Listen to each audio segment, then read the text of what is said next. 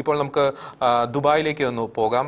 ശ്രീ അബ്ദുൾ ഗഫാർ പള്ളിക്കൽ ഇപ്പോൾ നമ്മോടൊപ്പം ദുബായിൽ നിന്നും ചേരുകയാണ്. ശ്രീ അബ്ദുൾ, സ്വാഗതം. നമുക്കറിയാം ദുബായിൽ ഒരു ഭീതിജനകമായിട്ടുള്ളൊരു സാഹചര്യം നിലനിൽക്കുന്നില്ല. നമ്മുടെ മലയാളി സമൂഹവും പ്രവാസി സമൂഹവും ഒക്കെ സേഫായിട്ട് തന്നെയാണ് ആയിരിക്കുന്നത്. പക്ഷേ കഴിഞ്ഞ മണിക്കൂറുകളിൽ US കോൺസുലേറ്റിന് നേരെ ദുബായിൽ ഒരു ആക്രമണം ഉണ്ടായിട്ടുണ്ട്. ഇപ്പോൾ അവിടെ നിന്നും നമുക്ക് ലഭിക്കാൻ സാധിക്കുന്ന ഏറ്റവും പ്രധാനപ്പെട്ട ഒരു അപ്ഡേഷൻ എന്താണ്? നമ്മുടെ പ്രവാസി മലയാളികളെ സംബന്ധിച്ച്, ഇന്ത്യൻ സമൂഹത്തെ സംബന്ധിച്ച് ദുബായിലൊരു സാഹചര്യം ഒന്ന് വിശദീകരിക്കാം.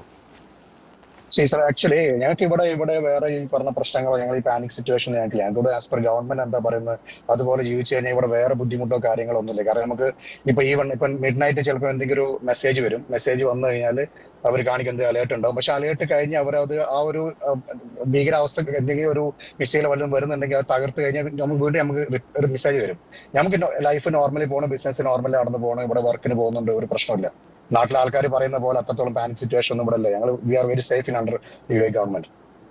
ഓക്കെ, ഈ തുടരെ ഈ മുന്നറിയിപ്പ് സംവിധാനങ്ങൾ അല്ലെങ്കിൽ മുന്നറിയിപ്പുകൾ ഉണ്ടാകുന്ന ഒരു സ്ഥിതിവിശേഷമുണ്ടോ? അതായത് അത് വരുന്നുണ്ട്.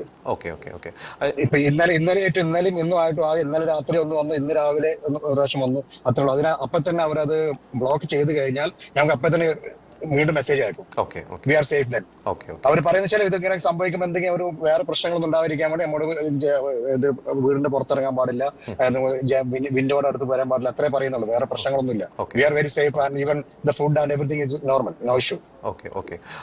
പലപ്പോഴും നമ്മൾ ഈ ദൃശ്യങ്ങളിലൊക്കെ കാണുന്ന ഈ വലിയ പുകപടലങ്ങളൊക്കെ ഉയരുന്ന ഒരു സാഹചര്യമൊക്കെ കാണുന്നത്, അത് പലപ്പോഴും ഈ സംഭവിക്കുന്ന ഈ ഒരു ഇന്റർസെപ്ഷന് ശേഷം അത് പിന്നീട് വന്ന് വീഴുന്ന അതിന്റെ അവശിഷ്ട ഭാഗങ്ങൾ ഈ ജനവാസ മേഖലയിലേക്ക് വരുന്നു. അതുകൊണ്ടല്ലേ പലപ്പോഴും അത്തരത്തിലുള്ള ചില നമുക്ക് ആദ്യം നോക്കുമ്പോൾ ഒരു ഭീതിജനകമായിട്ടുള്ള ചില ദൃശ്യങ്ങളൊക്കെ കാണാൻ സാധിക്കുന്നത്? അതായത് ഡയറക്റ്റ് ഒരു ഇമ്പാക്ട് വളരെ കുറച്ചല്ലേ അവിടെ സംഭവിക്കുന്നുള്ളൂ. അങ്ങനെ സംഭവിക്കുന്നത് കാരണം ഇത് തകർത്ത് കഴിഞ്ഞാൽ ഇത് ഉണ്ടാവുന്ന ചെറിയ നഷ്ടങ്ങൾ, അതൊന്നും ഒരു മനുഷ്യനും ബുദ്ധിമുട്ടോ കാര്യങ്ങളൊന്നും ഇല്ല. ചിലപ്പോൾ ചെറിയ ജനവാസ കേന്ദ്രങ്ങൾ വീണത് വളരെ കുറവാണ്.